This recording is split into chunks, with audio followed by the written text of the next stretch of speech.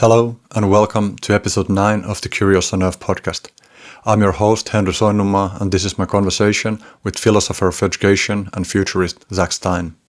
Topics covered here include the potentially catastrophic but also potentially very beneficial effects of the AI systems that are currently being developed and deployed, the essence and future of education, which, inspired by the influential psychologist, philosopher and educational reformer John Dewey, Zak perceives to be a concept much broader than what is meant by schooling.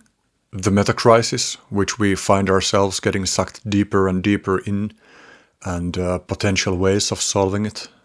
How value is not just some arbitrary man-made construct, and how realizing the inherent value in things such as life, love, and personhood can play a part in resolving the metacrisis. And how postmodernism can both offer helpful tools for critical thinking and hinder our ability to think clearly about reality. Zak's style of thinking and delivery is quite tightly packed, and as I've listened to the conversation over and over again, as I've been preparing for the publication of the episode, I've been left with the feeling that I've only scratched the surface of what he has to offer. We already recorded the episode back in March, but as I was at that time very busy with other projects, I was only able to get it out now. But I do feel that, in some senses at least, it's actually more relevant now than it would have been back then. That was just a brief overview to the topics discussed here. If you want to read a bit more in-depth introduction, you could check the episode description for a post that I wrote that's available in both English and Finnish. I hope that the conversation leaves you with a bunch of inspiring questions and perspectives. And as always, your likes, comments, shares, subscriptions and reviews are very welcome. Also, if you want to support the podcast by becoming a paying subscriber, please check out the Patreon page at the description. And without further ado, here is my conversation with Zak Stein.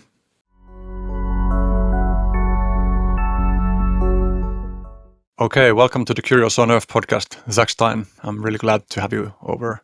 Yeah, thank you. We're going to discuss some of the prospects that AI brings to our visions of the future. And so let me start with a quote by you. This is from the Emerge podcast that you did with Daniel Forson with the title AI Tutor Apocalypse. So, a concrete utopian vision of a near future possibility of an AI planetary tutoring system powerful enough to get everyone in exactly the right position to be able to resolve the metacrisis. I think this is a very interesting starting point for our discussion. So maybe you can elaborate, also thinking about people who might not know about the vocabulary related to the metacrisis. What are we talking about here? Right. So the metacrisis is a way to refer to the historical moment that we're in, which is a time of tremendous transformation and great risk, planetary scale risk, and existential risk. So there's been some discussion in the media about this term polycrisis, which is a way to refer to a bunch of interacting crises. You know, that like COVID is a biomedical crisis, which is also an economic crisis, which is also a political crisis, and they all kind of interact, and this is the notion of a polycrisis. The metacrisis says, yes, that's true, and there are ways of looking across the different crises and seeing similarities between them and looking at the cascades between them, and then they're looking at the underlying drivers, which is like, why are we in this situation? What are the human decision-making patterns and bureaucratic structures and other things, the generative dynamics of the risk landscape. And so the metacrisis is just a way to refer to all of that with one word. And there's probably other words that could serve this purpose, but we adopt the term metacrisis because of the way that it brings us into a state of reflection on the total complexity of the planetary situation. And so one of the main drivers of the metacrisis now, one of the amplifiers or accelerators of risk is AI, so artificial intelligence. And what I reference there is that hidden within this moment of great risk, and I already said it's a moment of great transformation, there's the possibility that some of these technologies can be repurposed for great benefit. But the current trajectory of the technologies is one that will accelerate most of the worst aspects of the metacrisis. And so the kind of key, one of the key conversations right now is about advanced technology, and AI and robotics and synthetic biology and weapons technology and all that kind of stuff, which is very much changing the nature of the human political and economic realities, but also the human psyche. And so the metacrisis, from my perspective as an educator psychologist, I see it often through this prism of capabilities crisis or education crisis, which is that most of the crises have in common that humans are confused with how to deal with them. Most of the crises have in common that they're the result ultimately of human decision making, which means that if we were thinking well, if we were well capacitated, if we were well educated, presumably we wouldn't have all these crises. Right? So I look often at education as one of the root generative dynamics, or rather miseducation being one of the root generative dynamics of the metacrisis. So that's kind of one way in. And then I'm suggesting, as I suggested in my book, Education in a Time Between Worlds, as there's a way to use digital technologies that would radically increase our possibilities here by radically improving human capability. Whereas now, if you follow the work of like Tristan Harris and others who focus on the effects of the first wave of AI, which is just social media, he talks about upgraded algorithms and downgraded humans, right? And if you think about your GPS, right, your GPS is awesome. Like a GPS is an upgraded algorithm. It gets you anywhere in the world in your car. But you forget how to locate in space and time with your own brain. So you've actually downgraded your own neurological and psychological ability to navigate space-time, but you have upgraded your ability to actually navigate space-time because you've offloaded it to a GPS, right? So there's this tension here. And so the question is, how do we advance technologies in such a way that we don't get these kickback effects, or that when we get them, we expect them and know that they will occur? And so the second, third order effect of advanced technology on the human mind will either be the thing that accelerates the metacrisis and creates very, very significant problems for us in the near future, possibly existential level problems, or the second, third order effects of technologies rightly designed could be the thing that gives us an educational renaissance and a flowering of human capabilities, place-specific resolution of metacrisis.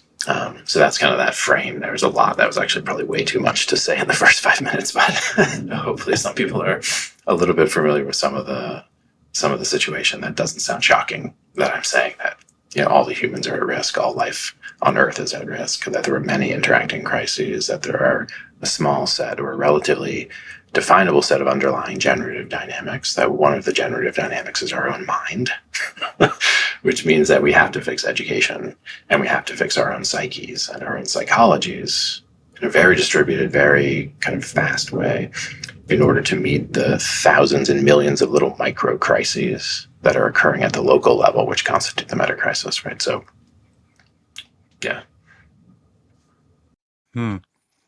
You had a phrase there, which I cannot recall word for word, but you talked about sort of the place sensitivity of the solutions, and you talk about distributed solutions that are not like centrally organized, and I think that's a very important aspect of how you think about solving the metacrisis. So maybe you can elaborate your thinking on that a bit.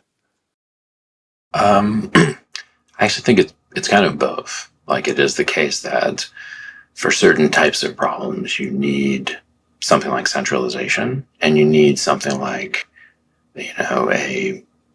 a very advanced discourse among a small number of people who understand the very complex problems, who then help everybody else to understand what has to occur. That's a very complex situation.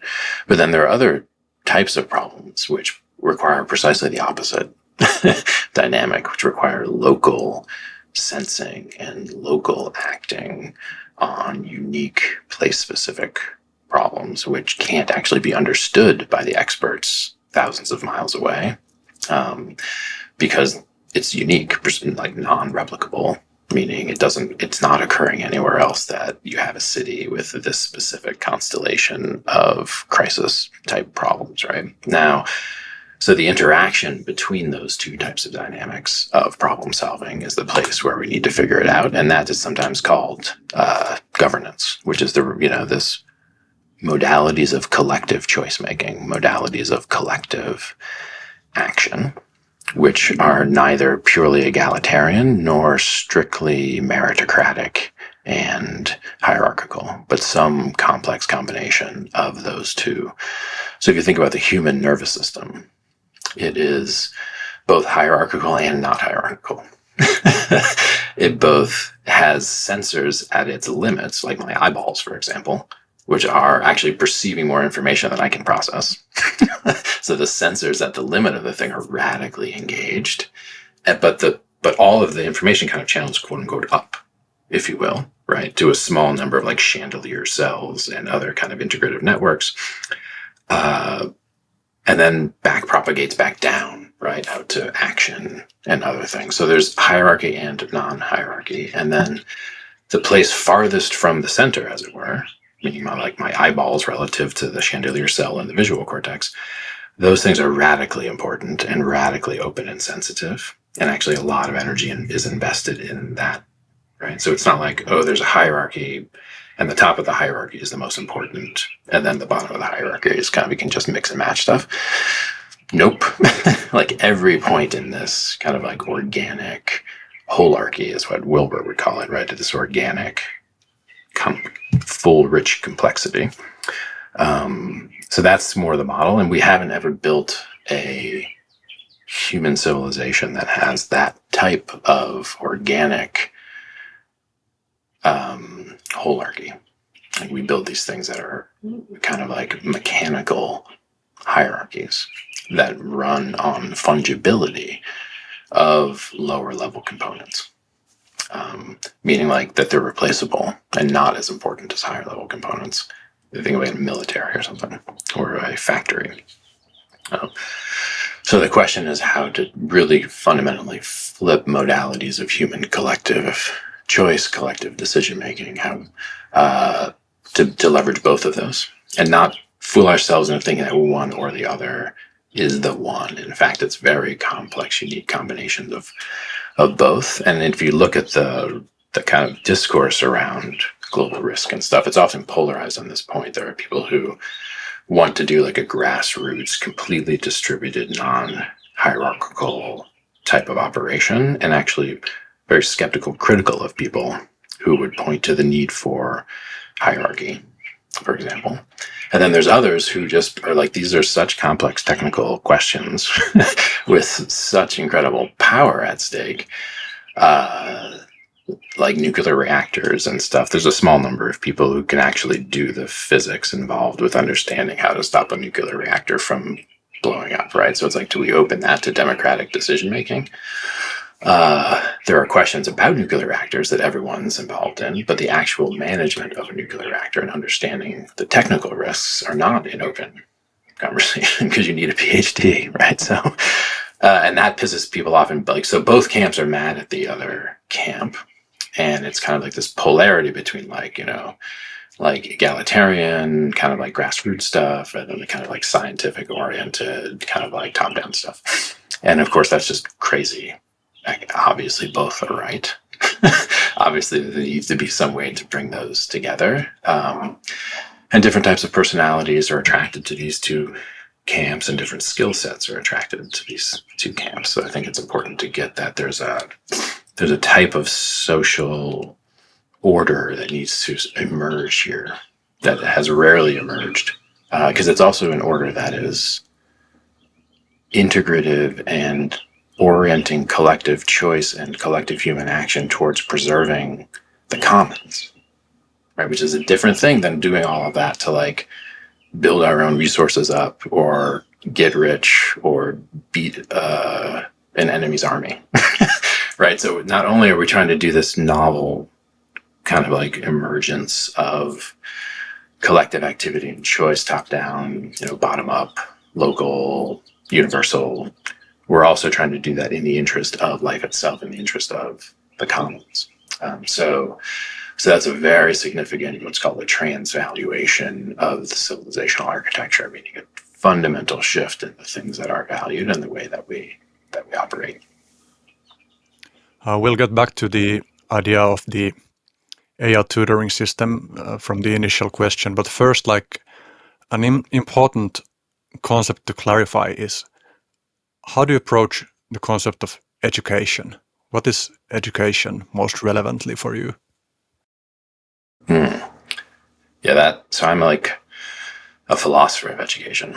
So that's actually like you could have just asked me that question and we could have had the whole whole conversation about that.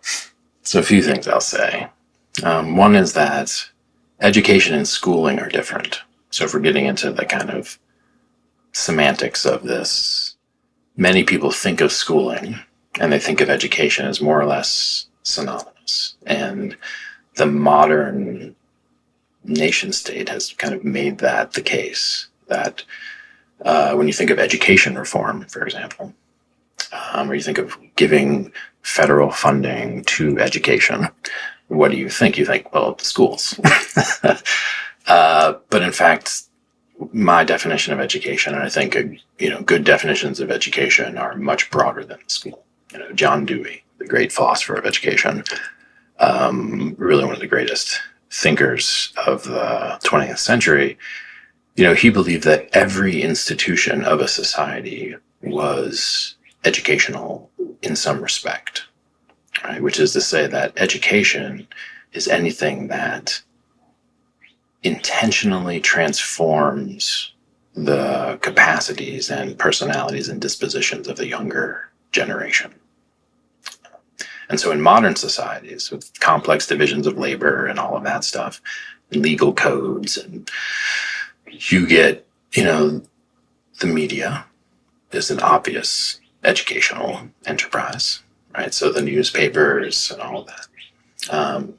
The economic system, the supermarkets, the price structures, the wage labor systems, these things educate us. The legal code itself is actually one good way to interpret what law is. Law is built to shape human behavior. It's a system of norms that educates us into a way of being. So in modern society, you have the school, where we think of education, but then you have education going on everywhere. Advertising, for example, is one of these things that is in that class of modern education. So boom, expanded beyond the school. Of course, the family and the church have classically been the cases where education occurred prior to the nation state public school. But if we go back in history, we see that even these things called schools, and even these different institutions, these different kind of divisions of labor, if you will, that bring people up and into an educated modern citizenship. Before those, you of course had education, even before you had things that look like schools. Schools are a fairly modern invention, relatively speaking. And, you look at civilization as relatively recent, like 3,000 years BC, you start to get stuff happening in Mesopotamia and in other places. And before that, there's remnants, but humans have been around for maybe 1 million plus years, right? So in those contexts, in the kind of like, prehistoric or pre-civilized context, you also had education, which was so distant from schooling that's where I go usually, to go to the anthropologically most deep-seated place to look for what is this thing, education. And it actually is a species-specific trait. So what we think of now as education, which is this long duration of youth, this like long extended period, both in the womb and then as a very vulnerable young child, where it takes you 15, 16 years to get into something that looks like adult status. And there's no other animal that has anything like that duration or that extended period until you take on quote unquote adult species specific traits, right? And so like, a gazelle is born and within a few hours it's running around and eating and basically doing everything that a gazelle does.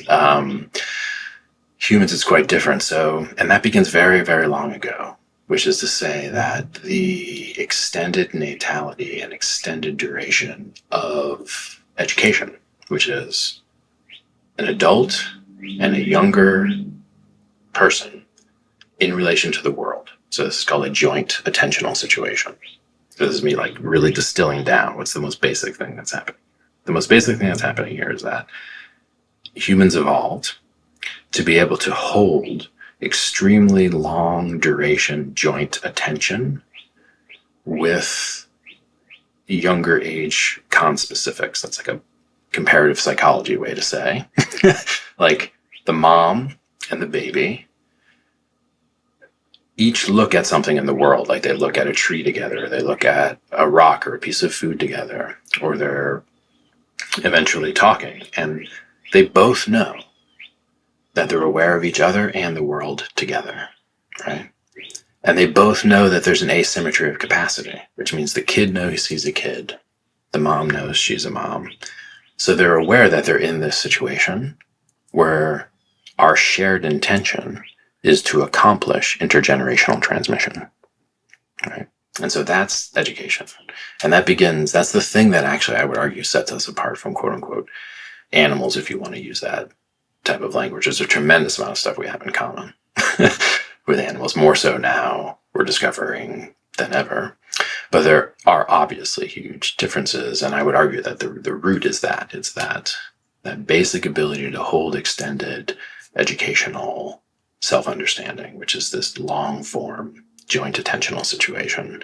And that allows for transmission of culture, and then thereby the ratcheting of culture, which means the accumulation of cultural innovation through intergenerational transmission, right? So it's like we invent this thing, we pass it on, then the kid improves that invention, then the kid passes on the improvement of that invention, and then his kid passes on the improvement of the improvement, right? And so we keep getting bigger, richer cultural sets as the ability to keep culture alive through intergenerational transmission. Other animals don't do that. They don't have the cultural ratcheting effect as a result of intergenerational transmission through long duration joint attention. Right? So this is Michael Tomasello's work from the Max Planck Institute. Did a lot of this type of really important comparative psychology.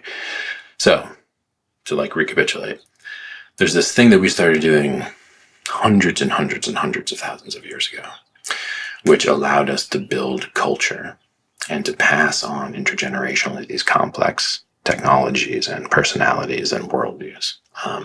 The cultural ratcheting effect continues as we begin to create these things called civilization. That's a whole other question of why we did that.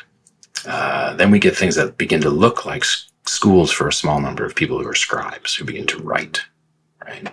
And so then you have the written word, and the written word allows for a different type of transmission and a different type of specialization in intergenerational transmission, right? So it's like first we just had intergenerational transmission, everybody's doing it.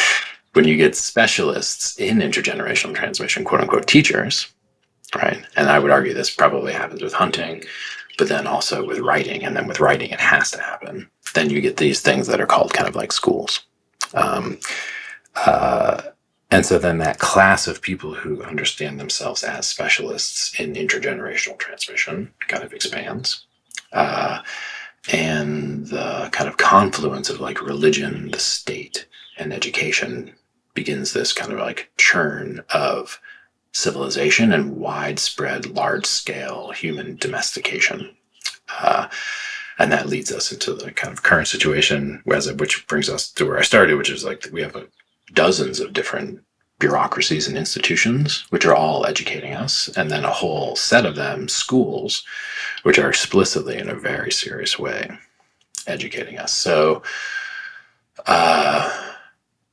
yeah, that's worth noting, and that's different from learning, just worth noting. Education is something that occurs human interacting with human in context of intergenerational transmission. If I go out into the woods by myself, not talking to any other humans, and I observe the patterns of certain animals, I could learn to hunt them by myself, right?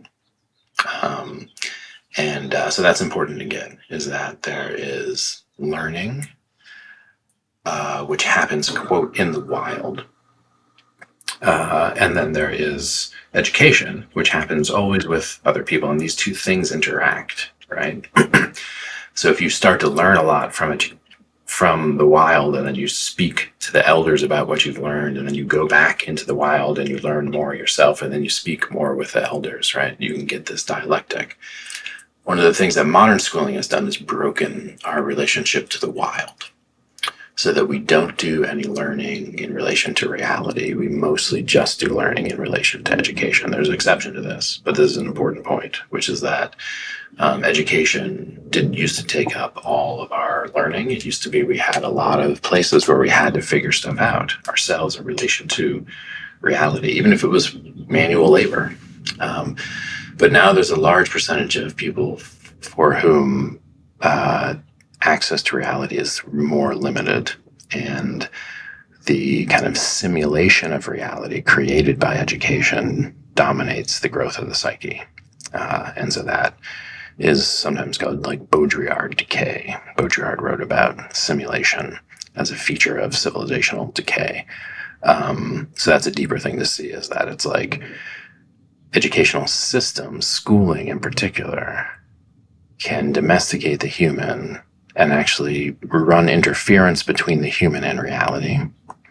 Whereas a good educational system allows for that dialectic where the human is kept in touch with reality, but also socialized into the world. And so that's important. There's a lot in there. I probably answered more than you needed there, but I'm curious how that landed, if that was the kind of answer you expected. Yeah, I really, there's a lot of strands to follow from there. I'm thinking about like how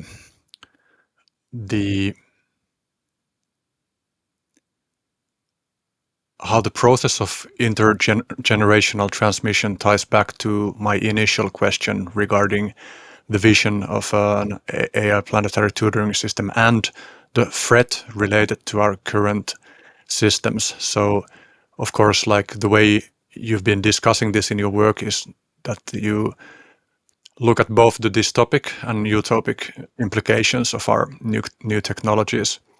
And exponential tech, meaning technology that is both developing with an exponential rate and also that is being adopted at ever faster rates, brings with it a threat of eating up our humanity by way of, for example, starting to replace humans as educators of other humans. And maybe you could elaborate on your thinking about that.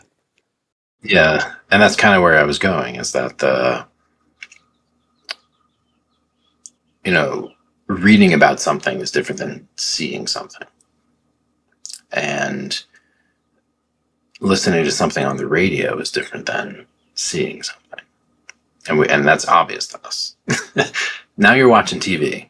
Now, if you look at the evolution of communication technology, right? So now you're watching TV. Now watching TV, you're actually seeing something right now, but you're still not actually seeing it, right? And then you get into the digital and you get into quote unquote virtual realities, which again are approximating more and more what it's like to actually be there, while also not having you actually be there. So the simulation of reality becomes surround sound with the digital. And social media brought this home, and now we're going to move into augmented reality, lenses, and other forms of virtual reality, immersion in simulated realities, which are increasingly like actual reality, which means the medium doesn't send the signal like a book does that, oh, I'm not reality. The book, when you're reading a novel, you're reading like I'm reading a novel. And the book tells you in your hand, it's in your hand, and it's words, right? It's not pretending to be the reality. But virtual reality is literally pretending to be the reality. And an aspect of virtual reality will be simulations of humans. So you'll be in a virtual reality environment. This already occurs, though the humans record themselves. We are asynchronously in touch with a simulated human. Anytime we're on TikTok or Instagram or watching a video, someone recorded it a year ago, right? We're not actually talking to them, but we're lighting up as if we're talking to them. But we're not actually talking, meaning our neurology is lighting up as if we're talking to them. We're having emotional reaction as if we're talking to them. But we're not actually talking to them. We're talking to a simulation of them, even though they recorded it. So we're already being tricked.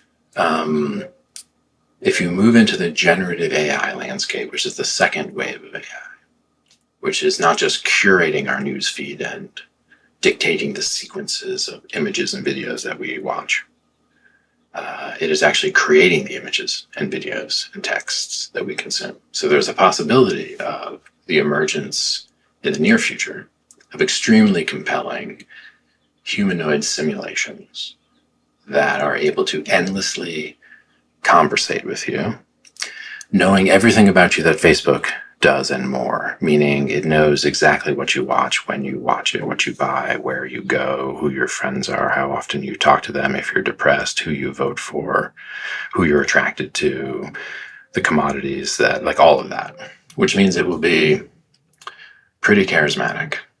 It will be pretty captivating, probably more interesting and compelling than many of the humans you could talk to.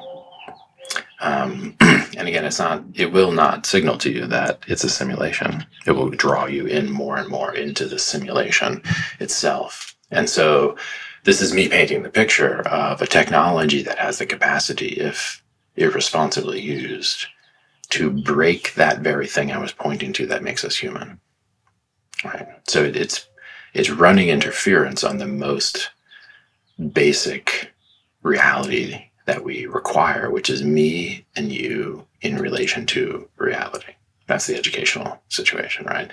Instead, this would be me in relation to my computer, which pretends to be you and reality.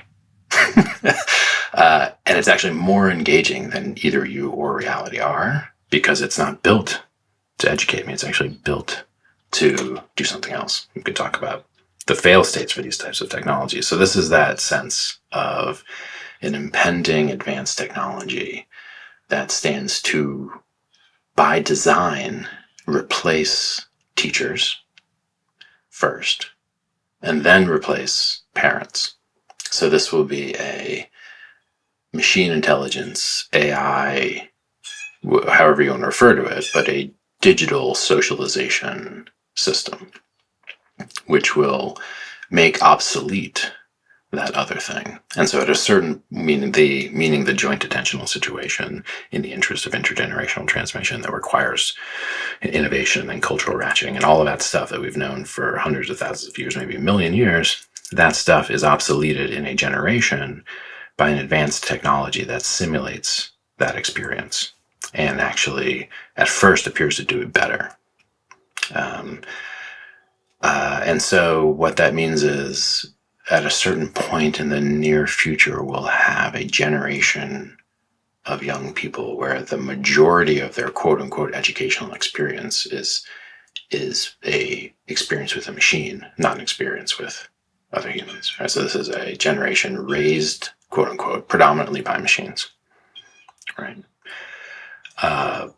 And that, I believe, is a catastrophe that will be hard to recognize until it is too late. And the question of why is that a problem? Because okay, we want to replace all kinds of stuff with AI. AI is going to solve the climate crisis. AI is going to solve, cancer, and AI is going to solve all these hardest problems. So why not have it solve the problem of raising children, which has always been one of the hardest problems? And understand, if you're a techno optimist, especially if you're a transhumanist techno-optimist, then you precisely do want to obsolete this process of parenting and teaching with this wetware, with this mammalian wetware, which has always been so inefficient in raising children and neglecting them and all of that. And so to have a perfectly attentive, perfectly informed about all fields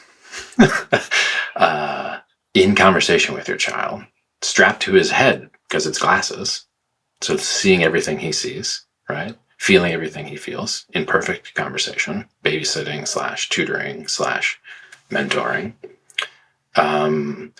And so when I describe this, it's, to me, terrifying, but also seems such an obvious market niche for like near future technology development. Just like someone is already building this, and I know it.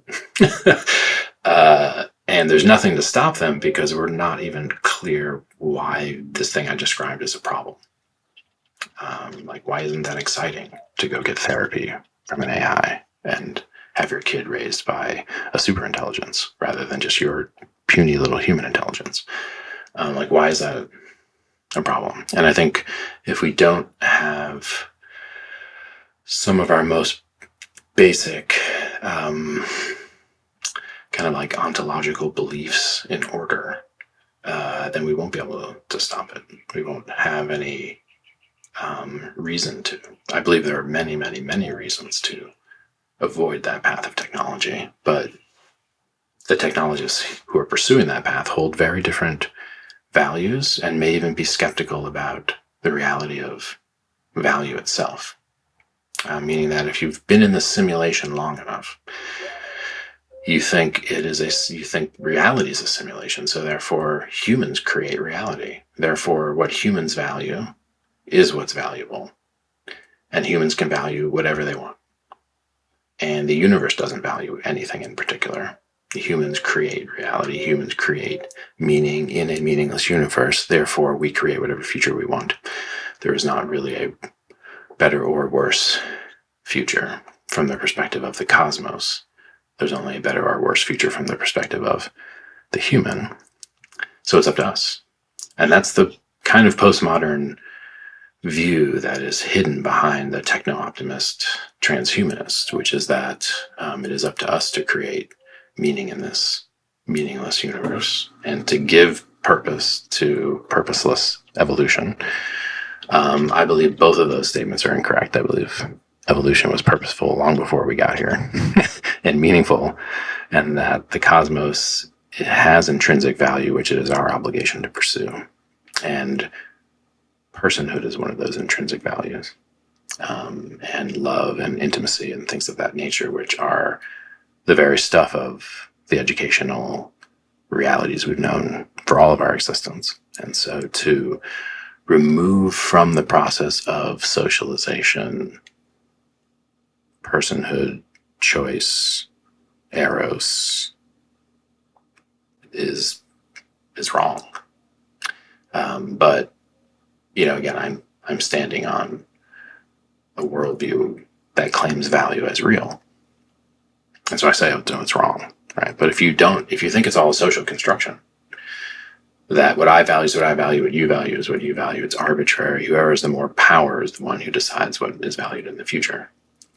Then I can't say one of these ways is wrong. I can just say that I disagree with it.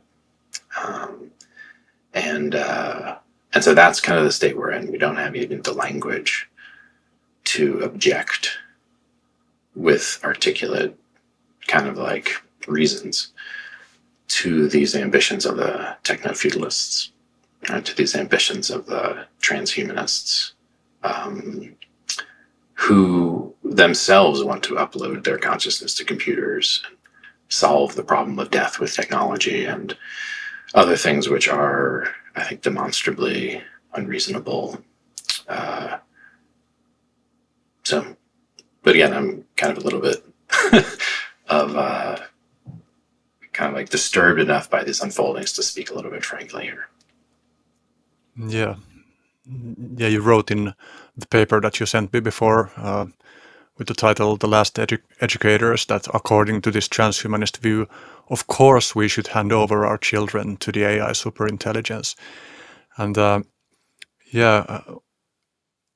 all of this made me think about the relevance of love when it comes to perceiving what's the most relevant and what are the things to preserve.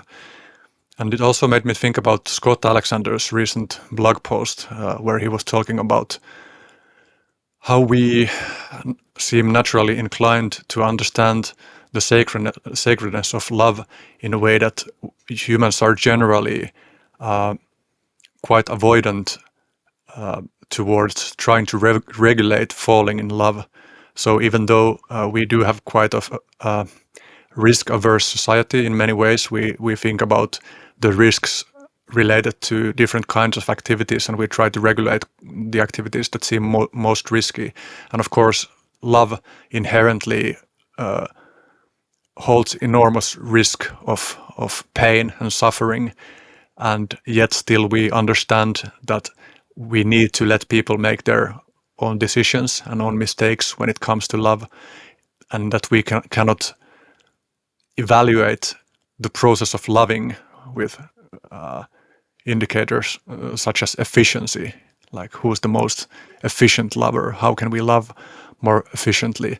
And I think this is related to the intuitive understanding of how valuable it is and how necessary it is for us to be able to learn from each other and also learn transgenerationally.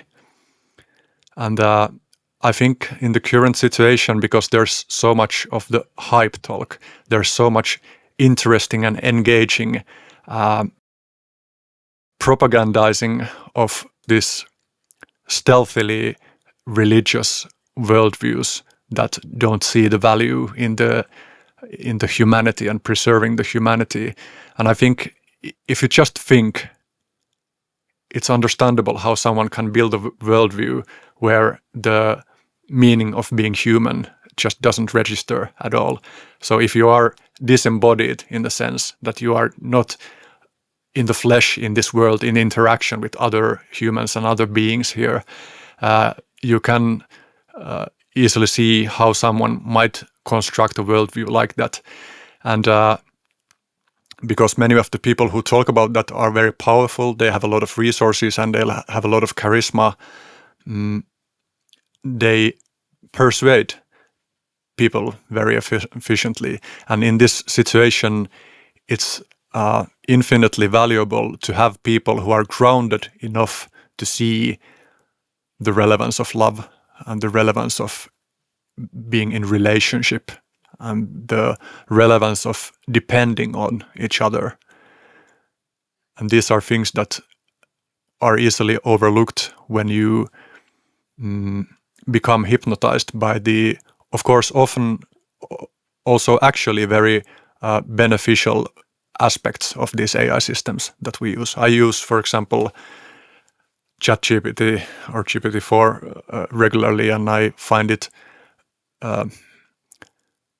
very useful, for example, as a tool for reflecting on my own thinking. It's able to ask very good questions that can help me understand myself better.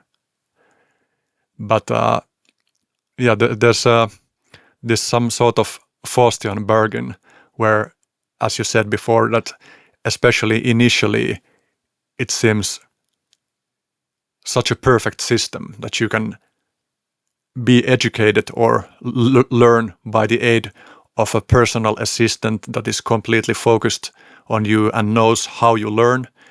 And like being able to see the long-term implications of that is very difficult. And of course, as you talk about in your work, it does have the potential of becoming something that really helps us bring our potential into fruition, but it's just so difficult to actually get there, and it's not at all obvious that we'll get there. So yeah, maybe you can pick up from here. Yeah, I haven't read the Scott Alexander paper, but what's interesting is that,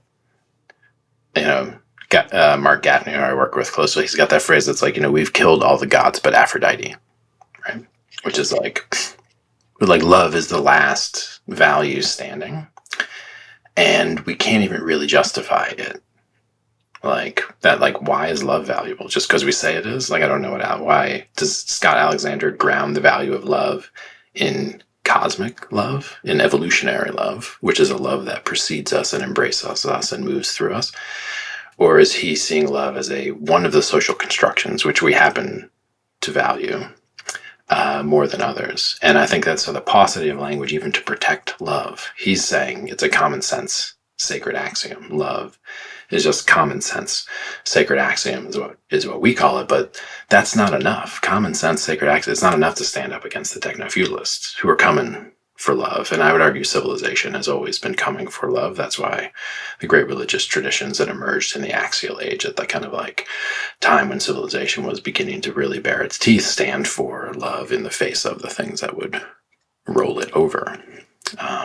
And economic oppression, slavery, illness, war, all of that is not conducive to love, and basically says, forget your love stories. They're not important. And then the class-based segregation of access to mates, which is to say we don't let anyone just love anybody. In fact. And then now with the kind of like, let's say, woke politicization of gender and romance and sexuality, you also have a politicization of even the private realm of your discretionary attention in terms of who you love and how you speak about it and refer to one another. So I would say, yes, love is the last God standing, but we don't even have the language to protect it because we're not willing to say that love is a cosmic value. And that's my stance. Like, this is the stance we're taking in Cosmoerotic Humanism. Myself, Ken Wilber, Gaffney, trying to say, listen, yes, you're right. We do protect love, but we don't know why. And when you have people with advanced technologies doing simultaneous brain scans of two people being able to fully causally explain how love is simulated in the nervous system, right? And then you can create a AI partner to fall in love with that would leverage that understanding of neurology, right? Then you're moving into a place where now if you think love is a social construction, you have no way to defend against that hideous reality. Which is coming, which already exists, these AI romantic partners. And so yeah, we need to both protect the common sense obviousness of love, but then we need to figure out, well, why do we value that? Why must it be protected? Right? And against those for whom it's not valued in the same way. And how do we say that it's not just our opinion versus their opinion? In which case the one with more power wins. But how do we say that actually, no, there's a reality here that they are unable to perceive, right? Like those who have eyes to see value. If your eye of value has been blinded, then you will make bad choices. So we're in a situation now where our civilization is destroying the biological substrate it requires to continue to exist. That's a fancy way of saying, like, we're destroying the biosphere and we're destroying the human body. And our civilization needs the biosphere and healthy humans in order to continue. And so that to me is obvious that we're not valuing things appropriately, that our values are out of whack. That we're in a fictional universe where some sense of what's valuable in our mind that we're making up isn't actually what's valuable in the world. What's actually valuable, what the cosmos values, what life values, what allows life to continue in the pursuit of value. Were we aware of those things, we wouldn't be in the situation of destroying life very systematically in a way that will eventually self-terminate.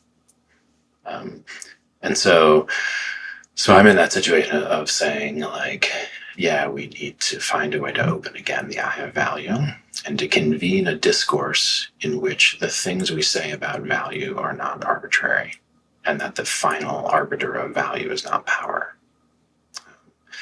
And this has always been, I think, one of the roles of religious discourse vis-a-vis political and economic discourse. Is that what did religious discourse do? And this is, Habermas, Jürgen Habermas, arguably one of the greatest philosophers of our time. He's looking to the religious traditions for the untapped, so he quote, untapped semantic potential hidden in religious languages that allows us to protect vulnerable forms of life, which is to say love.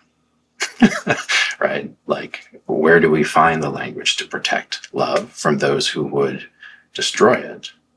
And they destroy it for, quote, good reason, because it's actually just a social construction, right? You see what I'm saying? So, like, the people who stand against those forces can't be postmodern social constructivists, because those forces run on social constructivists and postmodernism, right?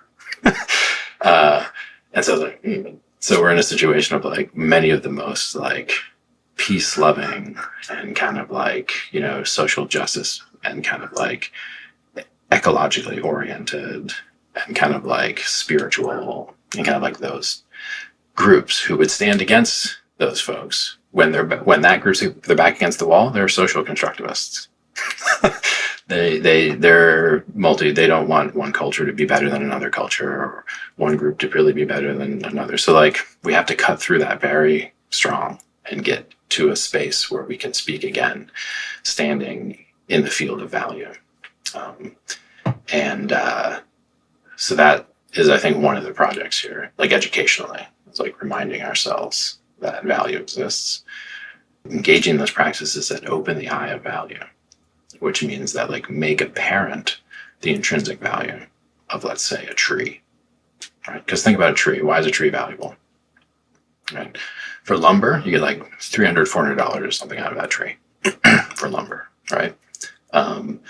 So the economic value can be very well specified. But there's this other value of the tree, which is actually non-quantifiable, if I could say that. Were you to try to put it in, like, monetary terms, it would be like trillions of dollars or something. Because of the complexity of what the tree does that we could never do with technology, for example, like photosynthesize. Sorry, guys, we don't know how to photosynthesize. Trees do. How expensive is that? How expensive is it to destroy something that photosynthesizes when we don't know how to photosynthesize? Probably a cost that we can't actually calculate. So we'll call it $300 for lumber, right? And then there's the beauty of the tree, like the inexpressible beauty of the complex, self-organizing, growing tree with these branching structures, which just look beautiful, not through human design like architecture or art, but just beautiful. The eye of value perceives that and says, again, non-quantifiable. But the non-quantifiableness of it is one of the ways that it can't speak against those people who would turn it into $300 for lumber, right? And so you see the perversion of our perception of value, where the $300 trumps the infinite worth that's actually there, right?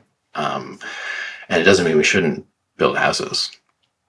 With lumber, it just means that every time you cut down a tree, it's a big deal. And so that's that sense the eye of value would transvaluate the whole civilizational stack, because it would say, oh, whoa, that thing we've been pursuing, massive aggregation of wealth to a small number of people, that's actually not valuable. It's actually super dangerous. We value life and personhood and choice and things like love, right? So we wouldn't want to create economic conditions that are radically extractive, right? That only give power to a few people, make their lives spacious enough to perhaps find love in if they weren't so alienated by their obligate sociopathy from that acquisition strategy. So nobody's happy, nobody's free to love. Why? So that I'm kind of rambling here and kind of worrying out loud about the fact that many of the people who I'm aware of who want to stand against these forces of advanced technology that are moving quickly, they are not clear enough in their moral and ethical and kind of like value theory to actually really give good compelling reasons, more compelling than the scientistic, materialist, transhumanist, kind of like default nihilism. It's challenging because the sort of vocabulary that you're referring to is at least often poetic and enjoys silence and listening. And when it's put toe to toe with things that are massively interesting or engaging, like we are in a media environment that pushes supernormal stimuli, and of course, like the transhumanist promises are also quite aligned with supernormal stimuli. It's really hard to even hear Right.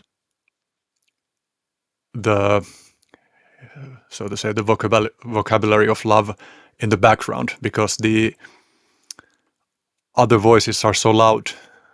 Mm-hmm. Totally.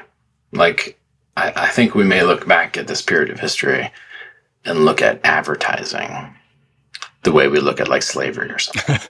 because talk about the perversion of love, like the pimping of eros is one way I heard it described by Gaffney in The Mystery of Love, right? Where it's like, people love their commodities and they say so, right? And people love particular brands and they say so.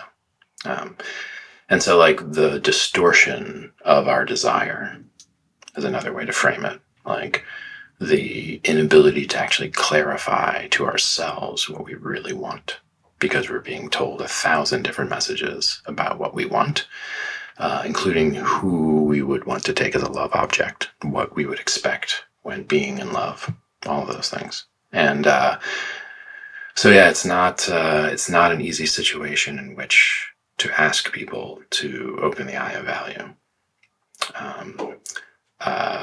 because the eye of value has been intentionally kind of blinded. And so, so one bit is slowing down, and one bit is certainly, as I've been saying, clarifying desire, which is to get it somehow out of the exogenous implanting of desire by the media and by advertising, and figure out, and this is where dreams and other things are interesting, figure out what actually it is that your soul desires. And if you can align your desire with the desire of the universe, then you have this alignment of ethics and passion, right? Where ethics is not constraint of badness, which is how we understand ethics. That ethics is actually expression of kind of like natural goodness. And so the clarification of desire, the figuring out how to slow down enough to open the eye of value. And again, it is a thing that used to be part of what humans like assumed they were being socialized into, like the eye of the spirit, the eye of the mind, the eye of the heart. Like there were many models prior to modernity of the complexity of the human mind and body, and education was trying to speak to the full richness of that stack of what it takes to be like a wholesome human with a mind that is integrated and healthy. And so we were long addressing the need to, open your heart, feel love. Like, how do you do that? How do you feel love for God, right? Like all of these things that used to be part of what humans talked about, like loving God, or receiving love from God, which now even just kind of saying that, people are like, whoa, dude, what are you talking about loving God? Like, it's crazy. like meditate and understand your own Buddha nature or like your own mind, but don't love God or receive love from God, right? So there's a way in which, there's like a returning to a certain naivete that's necessary to begin the process, like a beginner's mind. And like, I like to say things like, humans have been saying things that are true for as long as there have been humans. And which means long before this thing we call science, have humans been saying things that are true. And I say things that are true all the time. You say things that are true all the time. Humans can say true things, even though they're not scientists, right? And so that's one of the things schooling gets us into. It's like, oh, we have opinions and stuff, but the real people who think the true things are these experts/scientists who kind of tell us what to think about even our own emotions and love and stuff like that. And so part of the naivete has been like, oh, I am a source. My body mind is independently source of truth, right? And that ends up being very important to understand. Schooling brings us into a situation where we feel divorced from our own capacity to know truth. And my view is that human beings are built to know things that are true. We're built to trick ourselves, of course, but many, many, many things, many, many, many can we say which are true without support from, quote, science or, quote, authorities. Right? So that's the first place to begin with the eye of value, is to realize that you have enough with your current equipment to get in touch with truths in your experience that are as profound and important as what's being discovered by the Hadron Collider or by like physicists or whoever we might idealize as the priests of truthhood in postmodernism. Now, but to believe what I just said, which is that, I can actually perceive the truth and know the truth. If I clarify my desire, and if I like am willing to work with the dialectics that are involved in good anthropology or epistemology, I can know and say true things like, I love my mother. It's true. So, and there's, of course, you can go on just saying true things, which is fun. But the broader point here is that many of the things that we know are true couldn't be proven by science, and we know they are true because we see them with the eye of value, which is different than the eye that measures and calculates, sets up formal hypotheses and disproves them or not, and then replicates that experiment. It's like, okay, like sometimes you can do that, but actually most reality can't be put in that type of container. So yeah, that notion where it begins that the human can know truth, that we've actually been educated out of that confidence, right? Because much of anyway, so I won't get into that, but to do that, then you have to believe that truth is real, which means that like, if not you have your truth and I have my truth, that's not what I'm talking about.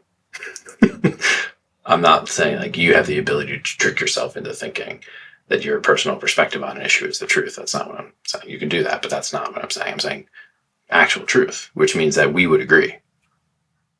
And if we disagree, then one of us is wrong. That's what the truth is. It's not you have your truth and I have my truth. So to move into that space where you can actually do the opening of the eye value, you have to get yourself into a position of humility first, which means you don't know, and you're willing to not know what the hell is real, which is different from assuming that what you already know is the truth. That's also not what I'm saying. Or letting me have my truth and letting you have your truth. So actually we can both not argue and just kind of be cool with it. That's not this either. And, the eye of value allows us to actually be in discussion and learn from each other about our shared perceptions of reality and to refine together something that's more true than either of us thought, right? as opposed to like, oh, we disagree right now. Let's just you have your truth, I have my truth, and because we're so trapped in basically text mediated social media arguments that we don't believe that argumentation produces any higher truth. So we kind of give up on good faith communication altogether and retreat into our solipsistic relativism. So this is a push beyond solipsism back into intersubjectivity, back into interobjectivity, which is to say back into reality and frank conversations with other humans about shared realities. And it sounds simple to say, but it's actually quite difficult to achieve in our current environment. Yeah, I'm thinking about the naivete and how that connects to the conversations about modernism and postmodernism and, let's say metamodernism, and how when you talk about aligning your values with the values of the universe, whatever that precisely means, but I'm thinking about how,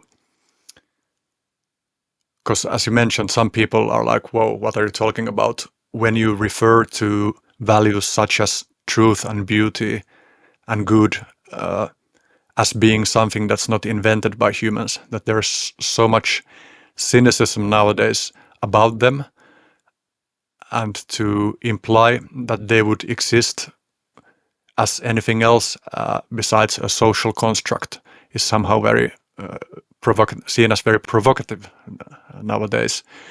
And it's weird that it's, because in a sense it's a very postmodern perspective, but many of the people who might say or might be like triggered by you referring to those being something besides social constructs probably don't view themselves as postmodernists. I mean, it's the cultural given, basically. It's the cultural given, which is interesting. And so, yeah, I've encountered, that's why I kind of bring it up, because many of the people who would otherwise be on board to stop the AI thing and to resolve the metacrisis and to stand against the techno-feudalists, they are, at the end of the day, kind of social constructivists and relativists. And because they have not had education otherwise. If you move through college and graduate school in the United States or Europe, you will get postmodernism. You won't get anything else. You'll get postmodernism, and you'll be brought into the belief that truth and ethics are basically a function of power, and therefore the things that we valorize as beautiful, good, and true are the result of systematic power over many generations. And there's all kinds of performative contradictions and other things built into that worldview. What's interesting to me about it is that, like, this is anomalous. Like, all of human history, the majority of human belief systems were that we participate in something bigger than us. The majority of human belief systems were that, we are beholden to something like the natural law. We are beholden to something like a moral order, not we create the moral order and the universe is meaningless. That's the anomalous view. We are, from the perspective of all other humans that have lived, quite unusual in that view. The knee-jerk reaction in much of the current atmosphere is to just completely dismiss postmodernism as if it didn't bring any valuable perspective to our understanding of the world. And of course we need the postmodern criticism that makes us pay attention to how much whether you have power affects how you can move things around in the world, how you can affect people. So the question of how to integrate that without stupidly just throwing away the understanding that there are values that are more important than other values, and maybe like reflecting on, because you had the example of that it's true that you love your mother, and it's not something that like is primarily proven scientifically. It's something that you know, and in a similar sense, as an example, that even though you can see beauty in everything, but still there are some things that are, in some sense, more beautiful than others, that are worth pursuing because of the somehow, I don't know if it's inherent beauty, if that's the correct phrasing, but they are beautiful, they are true, they are good in a way that not everything is. And it is really hard for us humans in our limitedness to fit together, like how you can see beauty in suffering, and you can see beauty even in some sense in suffering that's inflicted by humans to other humans or other beings. There are aspects of beauty in even that, and how can you have that same at the same time as you have the fact that there are things to aim towards, to really try to aspire towards. And and I'm thinking about Vervaeke uses the term transjective, that meaning. It's hard for us to think about meaning as not entirely objective or entirely subjective, but something else. And in a similar way, David Chapman writes in his meaningness blog about this, that how meaning is not created entirely subjectively, but it's not objective in the sense that it's in the world for us to find, but it's something that we come into contact with when we are together with the world and together with other people in a presence. That's exactly. Value evolves. That's what's so remarkable about it. It evolves in these relationships between different centers within the kind of flux of evolution. And what's interesting was the postmodern critique is not incorrect. It's just it kind of ends up pulling the punch. Like, it doesn't complete its own circle. And as I was kind of mentioning with my view on education, when you get schooling and the division of labor, and then that creates the simulation, and then the simulation is used for extraction, and then the extraction puts people in a situation of oppression where their own internal images and self-understandings are distorted by the education system. Like, that's all stuff I said that's really much that's a very postmodern critical theory argument. But I come from a stance of critical theory that's the kind of Frankfurt School, which is basically saying you can only do criticism if you have articulate thing you stand for. So there's this term crypto-normativism, which is what most of postmodernism is they critiquing this, and they're critiquing that, and they're critiquing the other, and all of those critiques are correct. But what remains unsaid is the thing that they are standing on to do the critiquing. If you are critical of something, then you must stand for something, which means, can you move from the language of complaint and criticism to the language of conviction and value? And so that would be what the postmodernists needed to do, that turn, which is the turn that Habermas did, which is to turn postmodernism from a deconstructive into a reconstructive project, which is you totally deconstruct and then you rebuild, because you wouldn't have taken it apart if you didn't stand for something that was valuable. Like, why is power over other people bad? If everything's a social construction, then who cares? Right? And so there's this sense in which the postmodernist has to go that turn towards the reconstruction, right? I remember, did you see the movie The Big Lebowski? Yeah. That one where the nihilists are there and Flea, the bassist from the Red Hot Chili Peppers, he says at one point, he's like, but it's not fair. And then the guy's response is like, you're a nihilist. Like, how can you say it's not fair? And that's kind of what I'm saying. The postmodernists are not really taking themselves seriously enough. Like, they're critiquing all of this stuff, and they're doing it from this really heartfelt kind of position of anger and indignation often. And that means that there's something inside of them that really stands for something.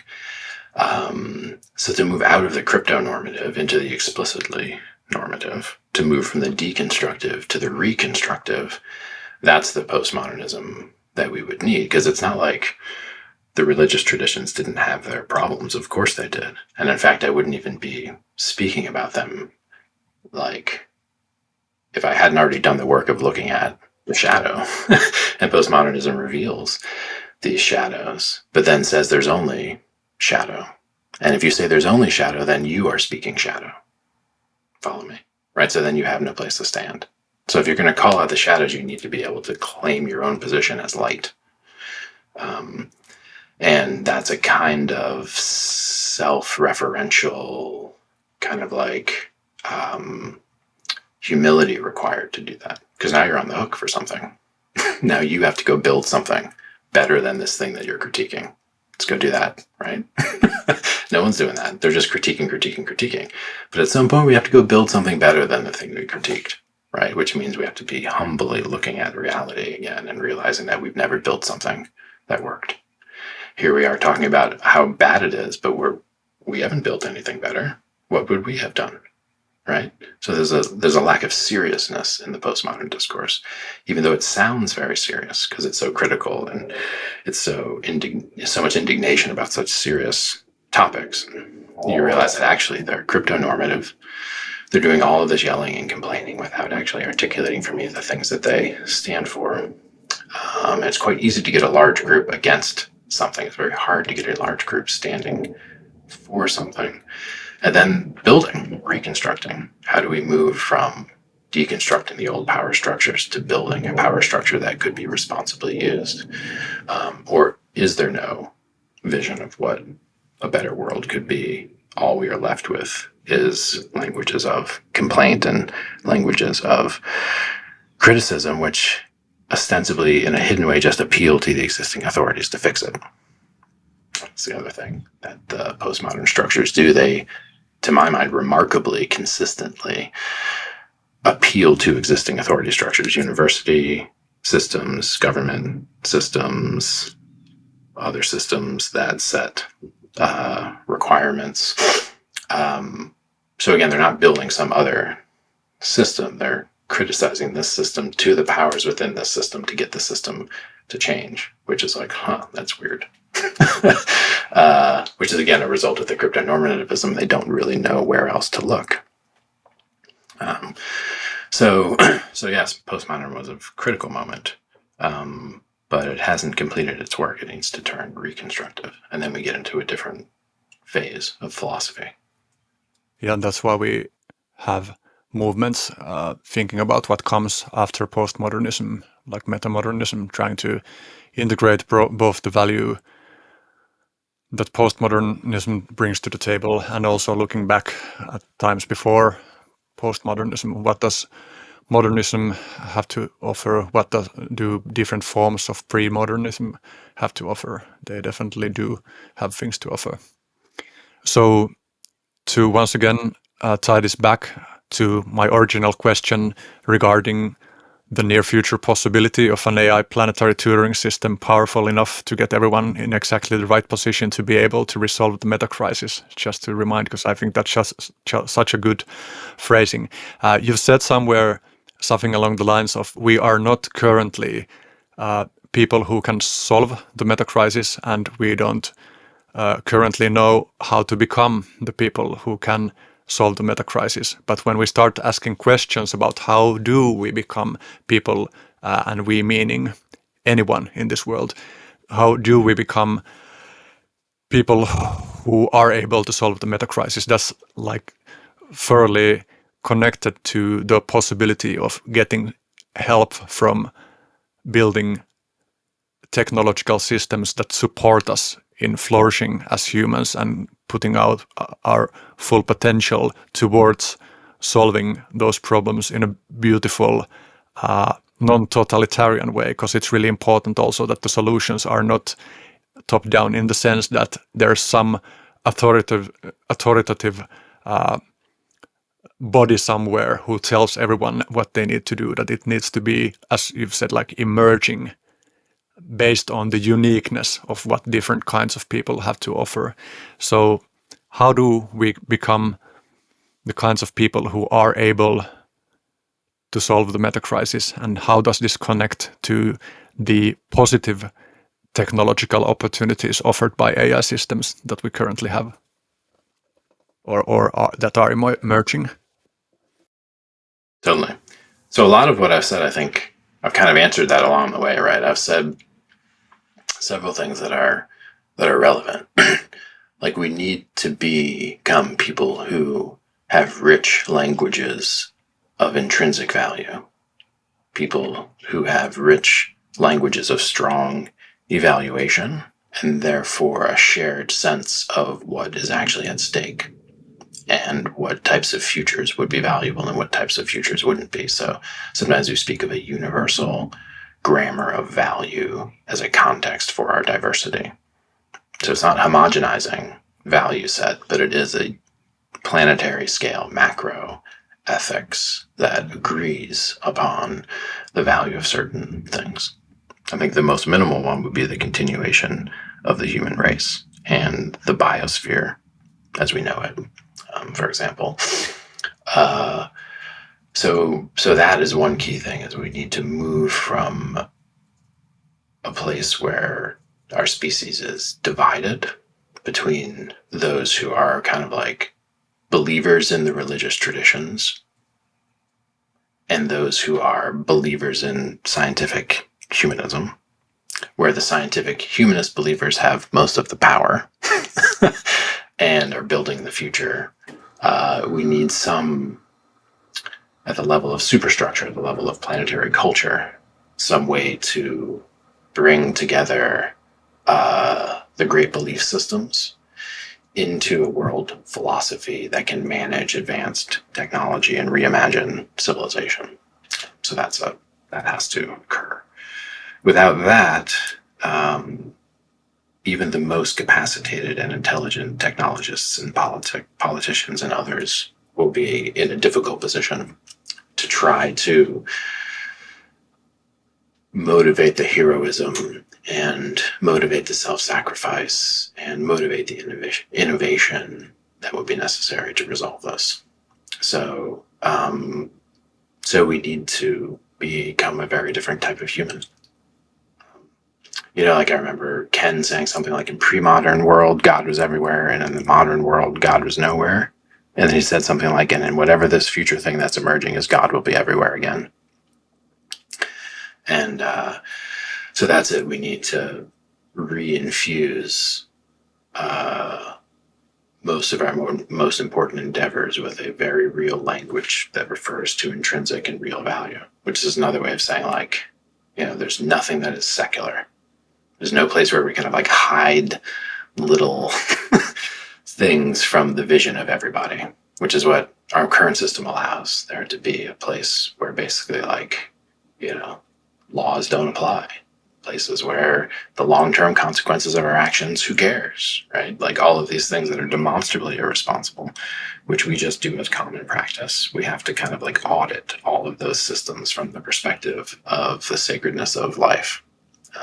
And so that's a tall order. And I think for individuals, as I mentioned, opening the eye of value, which means prioritizing your own ability to be in relationship to truth, rather than your ability to display yourself in digital environments as saying the right thing, which is what we think of as forming beliefs now. What does it mean to form a belief? I form a belief is the thing that I post on social media. And I'm saying, like, we need to get out of that type of social reward circuit that has us repeating the thought-terminating cliches through social media and into a situation where our own experience of being in relation to reality is more important than appearing to be informed or appearing to be socially acceptable. And I don't mean there's a whole class of issues that you actually don't know what the hell is going on. And that's okay. If you don't have to take an opinion on an issue like Israel and Palestine or COVID or something like that, if you don't have to take an opinion on social media, then it's fine to just sit there and be like, wow, I don't really know what's going on. This is a very confusing, complex world. I have the humility to admit that I've never been in a war and I don't know what it's like to be in a war, and I don't have to take an opinion on this. Now, if I'm on social media, then I'm basically forced to have to display my opinion to everybody. And then I convince myself that I'm actually in a position to have an informed opinion when I'm not.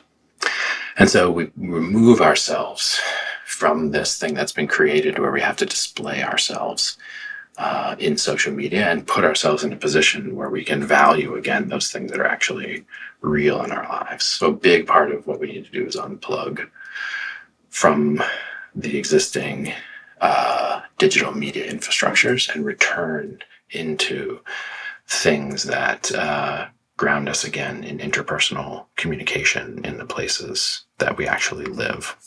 And so the people on social media who we would literally say are insane, they're insane because they support this other political party, right? How could they possibly think that? And maybe as an American, maybe you don't have this in Europe, but in America, it's like, We do. literally people dehumanizing other people on social media. But if you actually met them on the street in a non-politicized context, and they weren't wearing like hats or whatever to signal their political party, and you just spoke, right, about some problem that you both agreed on, like litter in the street. Nobody wants litter in the street. You would clean it up together.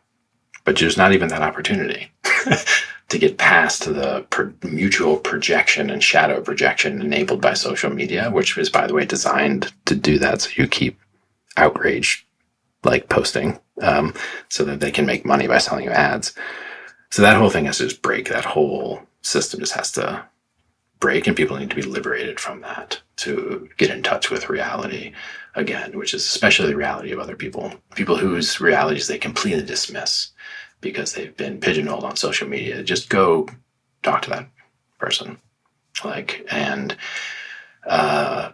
So that's the other thing we need to get out of that sense of back to what really matters, what actually really matters. You having an opinion on that issue you can't possibly have an opinion on because it's on the other side of the world and all you get is like secondhand media stories about it. Or you holding that with humility, knowing you don't know, and actually doing something in a place where you can make a difference, right? So that is some of it. We need to just get real with what we do with our time and our energy, and pull ourselves as much as we can out of the simulation and back into reality. Since we're running out of time, I just want to condense what I feel to be the essence of what you're saying elsewhere in your work, and also like throughout the course of this discussion about the relevance of technology in this kind of a transformation, that we need to move towards a civilization that puts education and learning as a very like considerably higher value than where it's currently located in our society. And also what education is for, it is not just towards some material ends, but there's really good that education should aim us towards, and that technology at its best can help us move into a more intimate relationship with each other and with the world. And we need, because you have also said that we cannot solve the metacrisis while turning our back towards technology, that we really need to take responsibility for the kind of technology that we create. And I'd really like to continue about this some other time with you. And this was great. I'd be happy to come back on at some point. Okay, so thank you, Zak Stein, for your time. I really appreciated this, and I hope that we get to speak again. And I wish you all the best in your work.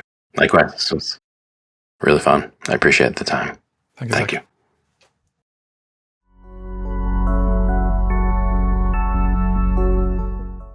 Thank you for listening to my conversation with Zak Stein.